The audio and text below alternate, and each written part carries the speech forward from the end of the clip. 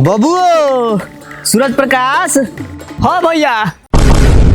अरे मेहमान सब है आ गई नी, आओ नाश्ता लिया वो। अच्छा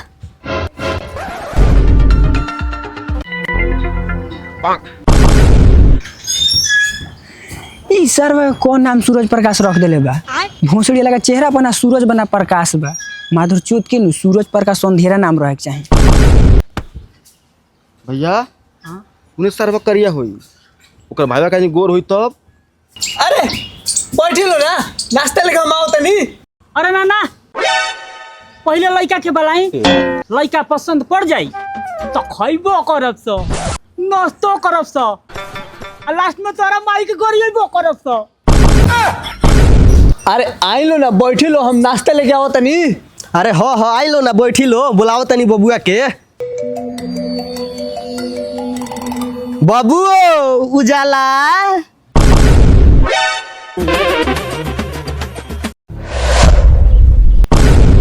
राउर नाम क्या पड़ेगा? रोशन।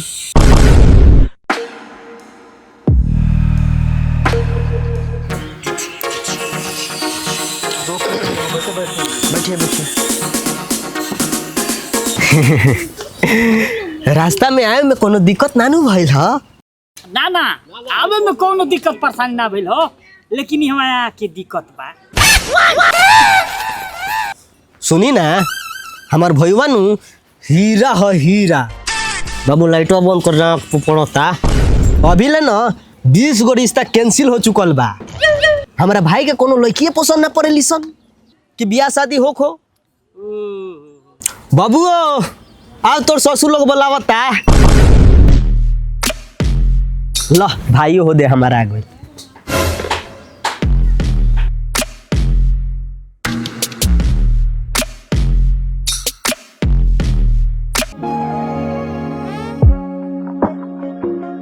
लड़का तो हीरा बा हीरा।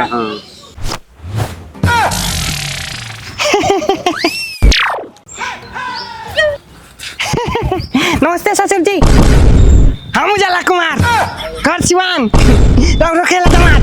नमस्ते पानी लेके नमस्ते। अरे बाप रे भैया, के कहत लगे हीरा हो, ई तो सारा दाल में के छौंकल जीरा हो। आ इलल मोहना के नाम उजाला की रख देले बा। सरवा जहाँ जात हुई तहाँ अंधेरे हो जाए। हमारा तो लागता इस सरवा का पूरा खानदान नाम आवश्यक पैदा ले हुई। हम जाना तानी कि हम रउआ लोग को पसंद आ गई बनी। रउआ लोग नेक देव के बारे में बात करते नहीं नु? मैं गाली नहीं दे सकता। नहीं गाली नहीं देना। चली 5001 रुपया से रिश्ता पक्का करी भैया, मान जाइयो। हे ई शादी ना होई, चलो लो। काहे ना होई? ई लड़का बा सरवा अलकतरा का फैक्ट्री बा पूरा। करिया बा त का भइल? हमार भईवा नु बढ़िया बा ना होखबे ना करी शादी, चलो। ए महाराज, हम बड़को भैया तो करिए बड़, लेकिन इनका मेहरारू तो ऐसा मिलल बिया नु कि पूरा गांव भर चर्चा होला कि फलानवा बहु चांद के टुकड़ा बिया। तनी अपन चांद जैसन भौजी के बोलावा तो हमनियों के देख ली सन।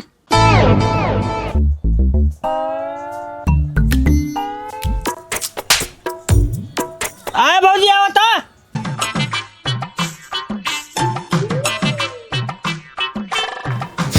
नमस्ते। नमस्ते। नमस्ते। तहार भौजी आ तू लोग चांद कम आ सूरज से झोकरल ज्यादा लागत तार लोग। अब हमनी के जात नहीं सना त ई गरन हमनियों के लाग जाई। चले के ओए कम से कम नाश्ता कम जाई महाराज।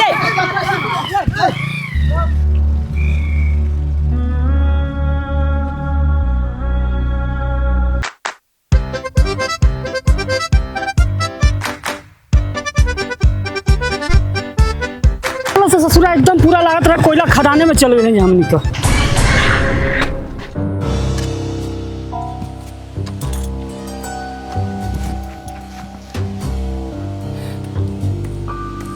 अब का भइल? अब पूछतार लो कि का भइल, सब इज्जत गवा के पूछतार लो कि का भइल। हमरा सिवान के सिवान हेल के देखा दलो। हमनी के नाश्ता के पैसा दे के जालो नाश्ता हम नाश्ता नहीं जा कइले। तब उहे नु जियान भइल बा, ओकर पैसा दे के जा। छोड़ा भी जा जा के 500 रुपए देके हटावा तो। अरे 500 10,000 भइल। महंगा होटल करला 10,000 रुपया देबो तो जाय देम जना ते मार के खराब कर देम से एही की तनी हे आ जा जा देखावो आओ चाचा रास्ता छोड़ के बतियाई करी का फोन 112 वाला। सब तारा दादे के रास्ता हटे का रंगदारी है ज्यादा उपटल बड़ी हां।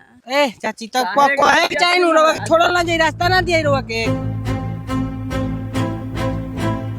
आई है सब रास्ता में तारा बापे के हटे का, बाप के जिम्मेदारी बना लेले बड़ा लोगिन। ए काहे के बतिया तनी रोड हमने के ना तो खाए ना ऐसन केवन कहत नहीं रोवा गांव में समझत नहीं।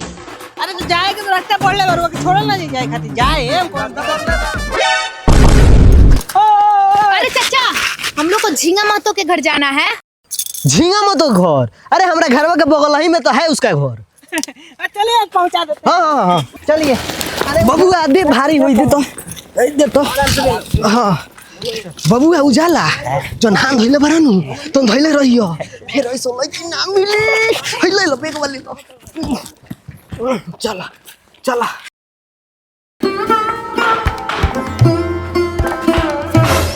मौसी चलो ना जल्दी, लेट हो रहा है, मुझे घूमना भी है।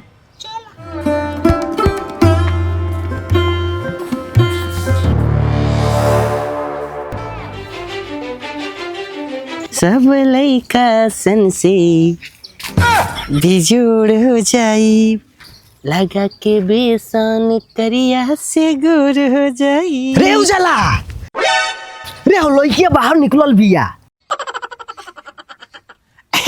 भैया देखबो स्मार्ट लागत नहीं। मार ससुरा मुंह धो जो। है देखत है बसवरी अपने अब खेतवा तो जन बा सब अपने मार तू लो तो जीवे डरा देला हलो। एक तो अनहार ऊपर से तू लो इतना करिया करिया ओइसे तू लो जा का करता रलो। लावना बिनता इंसान गैस के दाम बढ़ गइल बा, माई चूल्हा पर खाना बनाई। अच्छा मौसी ये तो वही लड़का है ना जो कल हम लोग को छोड़ा था।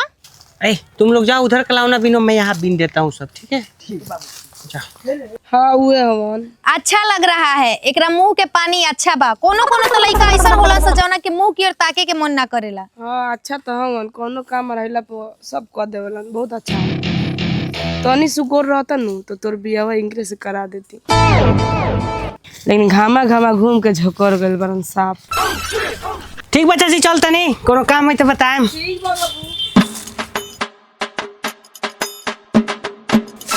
चाची काम होई तो बताएं, हम कर देम।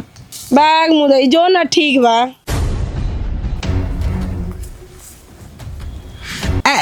चाहे नंबरवा लिख लो ना। मोबाइल हम कहाँ लिए बनी, घर ही छोड़ देले बनी मोबाइल। बबनी ले मेरे नंबर होते। हाँ आप ले लीजिए ना, कोई काम होगा तो बताइएगा, हम आपके कर देंगे। लीजिए नंबर लिखिए, दीजिए हम डाल देते हैं। ये मेरा नंबर है, अभी कॉल कर दीजिए ना, हम देख लेंगे। काम होगा तो कर देंगे। ठीक बा अब जा कर दी। चाहे कर दीजिए ना, कॉल हम सेव कर लेते हैं, पहचानने में कर दूंगी मैं, काम जा होगा ना तो। कर दी। कीजिएगा कॉल है। ठीक है चलते हैं। ओके ओके।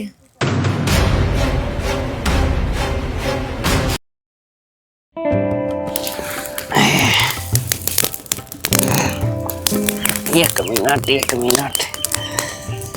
क्या अड़हुल के फूल गर्म पानी में डबका के लगाने से इंसान का चेहरा साफ हो जाएगा? हाँ, गुड़हल के फूल को गर्म पानी में इस्तेमाल करने से चेहरा साफ हो सकता है। ये त्वचा को चमकदार और स्वस्थ बनाता है। इसमें प्राकृतिक तत्व होते हैं जो मृत त्वचा को हटाते हैं, दाग धब्बों को कम करते हैं और त्वचा को कसाव देते हैं। बहुत बढ़िया बहुत बढ़िया। अरे साला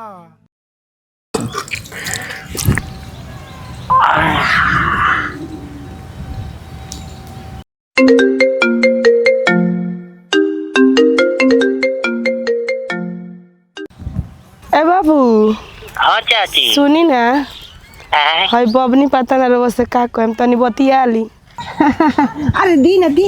ली बतियाई। Hello hello. मुझे ना आपसे कुछ बात करना था। हाँ कहिए ना। सोच रही हूँ बोलूं। अरे बोलिए ना। आप पूरा तो नहीं मानिएगा ना? अरे नहीं बुरा मानेंगे, कहिए हमारा। मुझे फोन पे बोलने में शर्म आ रहा है, आप पास में आइए ना, बोलती हूँ। ठीक है।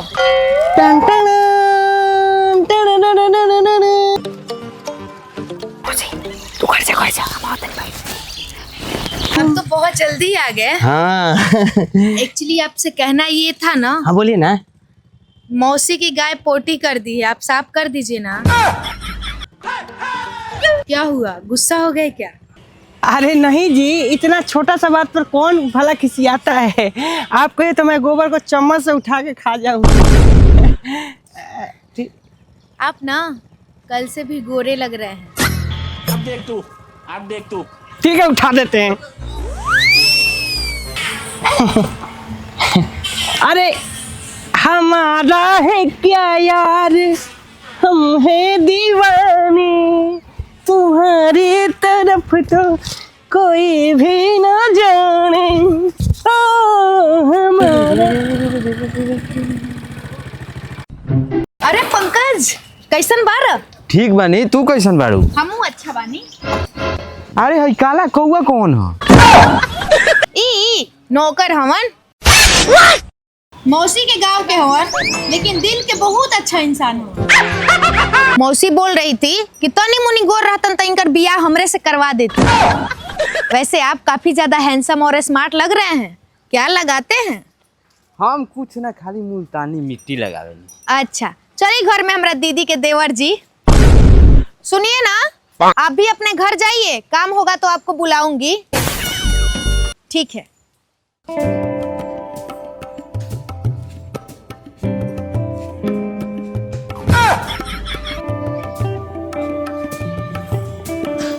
क्या बात बा देवर जी, बड़ा सुंदर लागतानी।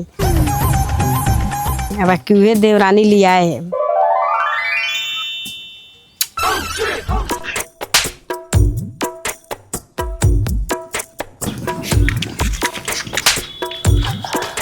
कहाँ रे, बड़ा स्मार्ट लागो तेरे।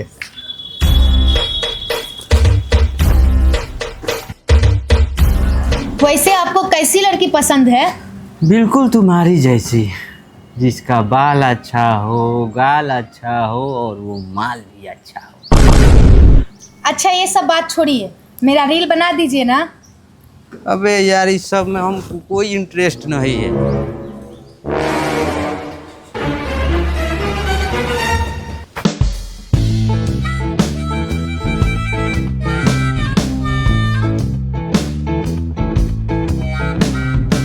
बना दीजिए ना। दीजिए हम रील बना देते हैं, हमको बहुत अच्छा आता है, हमारा चैनल भी है। ठीक है। रुकिए वहीं रहिए आप, ठीक है। देखिए ये जो फेस दिख रहा है ना, दिख रहा है ना फेस, नहीं दिख रहा है फेस? अरे मोबाइल की तरफ मत देखिए ना, फेस दिख रहा है? हाँ। तो मतलब यहाँ मोबाइल रखेंगे, देखो ऐसे मोबाइल रखे हैं ना, यहाँ जैसे फेस दिख रहा है मेरा, इधर से चारों तरफ दिख रहा है कि नहीं दिख रहा है ना? तो यहाँ मोबाइल रखेंगे और जैसे स्टार्ट करेंगे तो इसे फेस पे देखना है, फेस पे देखना है, फेस पे देख के कुछ बोलना है। अरे कहना क्या चाहते हो? ठीक है। अरे देखो मोबाइल लगा।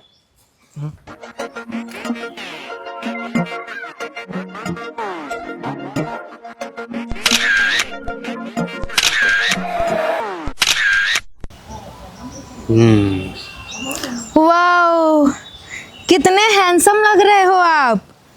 क्या लगाते हो? वो दिख रहा है, हाँ हाँ वहीं लगाते हैं। सुनिए ना, उला दीजिए ना। अच्छा ले आते हैं।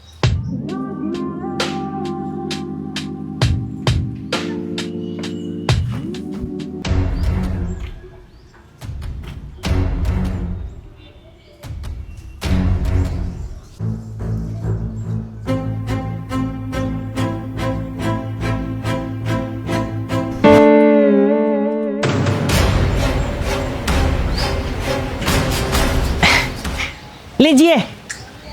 ठीक, हम चलते हैं।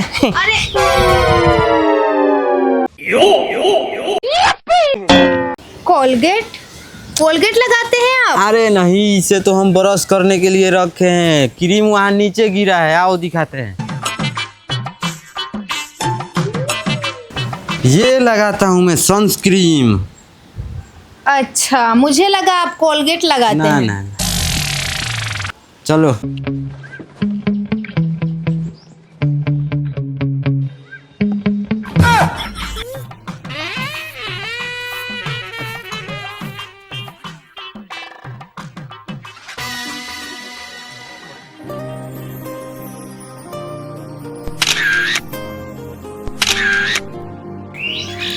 अरे बनी, तनी कोनो लड़का देखिए तो बताइए ना रे। काहे खातिर? ओ बनी के शादी कर दे के बटे। रे दीदी, ये तो लइकवा ठीके बा रे। बनी संग जोड़ी बहुत अच्छा लागी। मार, हम है लेके हम बियाह करे। हम कौन नौकरी वाला हम लड़का से बियाह करे। भले 5 साल लेट होई तक का हो, पर करम तो सरकारी नौकरी वाला से। एकर पापा खिसिया के हमारे ऊपर सब भूत हो जाइयन। एगो बड़की बेटी के पहले नहीं किया घर शादी। बाप रे, ओकरा घरे इतना गजन होता है, इतना बड़की बेटी के हमरा एक बेटा के बनावल 4 टाइम खात तरस। हैं ई तो हमार दुलारी बेटी भी है, हम एकरा के बियाह नहीं घर में करे। हम का जानते नहीं। बताओ, और एकर पापा हमरा काट के मुआ दियन सफा। का समझ ले? बहुत लफड़ा लागते बा। देखो ओकर केस देख, पहले ओकर केस देखो। देख ना कितना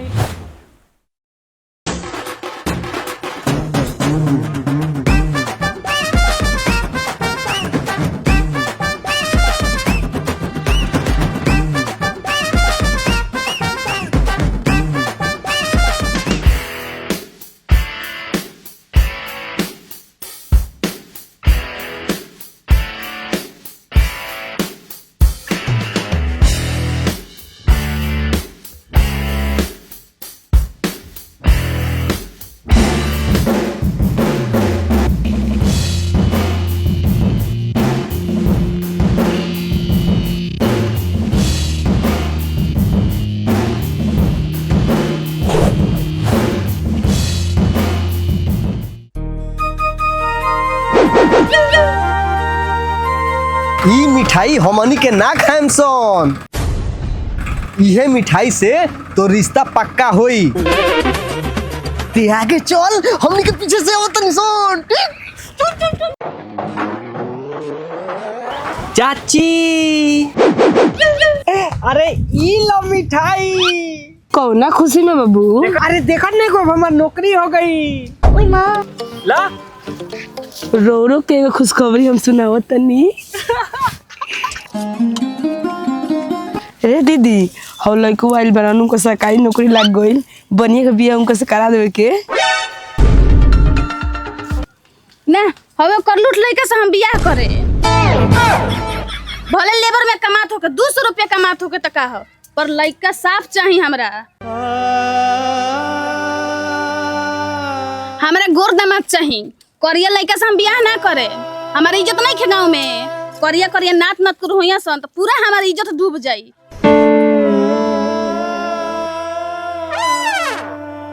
हमार सोना जैसन बेटी के किस्मत फूटल बाटे कि हम करिया लइका से बियाह करे जाई।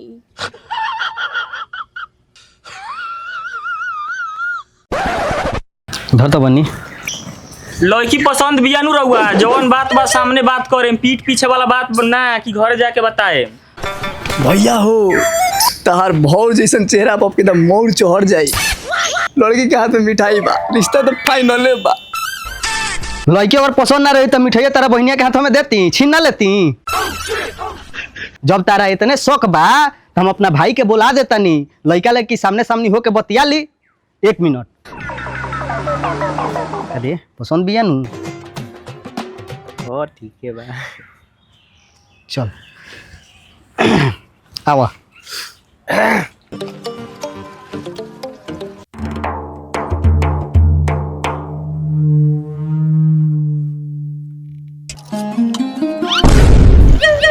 हम ही बिया ना करे।